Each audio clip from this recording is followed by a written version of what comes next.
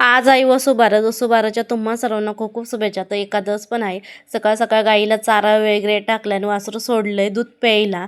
मग तर आज साफसफाई करून घ्यावं म्हणले, पूर्ण अशा जाळ्यात झटकून घेतली आम्ही. तर आता बेडशीट वरचं पण जाळे वगैरे काढून घेते आणि बेडशीट आथरून घेते रूममधलं. तर आज पहिल्यांदा रूम आवरला. त्यानंतर मग आता हॉलमधली कॉर्नरमध्ये हे बघा गेल्या वर्षीच फटाकं तसंच आहे. त्यानंतर मला पूर्ण असं आवरून घ्यावं. काही जरी असलं ना नुसतं आणायचं आणि टाकायचं प्रत्येकाने. तर आज म्हटलं सगळं साफसफाई करून हॉल, बेड, किचन. तर आधी बेड साफ केला, किचन केला, हॉल झाला. तर आज मला सगळं झाडून पुसून वगैरे झालेलं आहे. कसं भारी स्वच्छ दिसतंय पुसून वगैरे. ते काय शूट केलं. आज म्हणलं मोबाईल हातात घ्यायचाच नाही, पूर्ण साफसफाई करून घ्यायची मग शूट करायचं. थोडं शूट केलं. त्यानंतर मग बाहेर चालले पिऊचं, सिद्धीचं, तिच्या पप्पाचं सोयाबीन वाळायला घालायचं काम उन्हामध्ये. आज छान ऊन पडले आज. आणि नंतर मग पिऊने मस्त असे दिवे काढल्यात, ते रंगवायचं आहे. त्यानंतर मग मी देवपूजा करून घेतली देवाला. त्यानंतर मग आज गाईला हळदी कुंकू लावावा.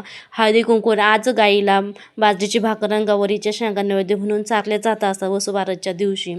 त्यानंतर मग तुळशीपुढं मग छान अशी रांगोळी काढलेली. आज थोडंसं बाहेर जायचं होतं शॉपिंग करायला.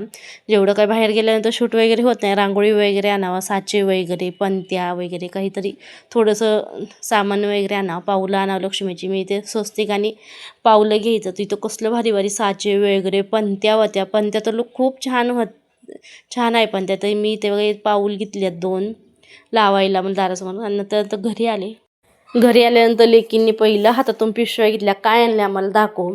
तर इथं मी अशा पंत्या आणल्या. त्यांना खूप आवडल्या पंत्या. आजपासून दिवं लावायला चालू. तर पिऊसुद्धीने बघा दिवंसुद्धा पेटवलं. आणि आता आम्ही ठेवणार तो दिवा गोठ्यामध्ये, उकांड्यावर, तुळशीपुढं, अंगणात. अशा पद्धतीने त्यांचं काम चालू झालं आजपासून. तिला म्हणून थांब व्हिडिओ काढून दे.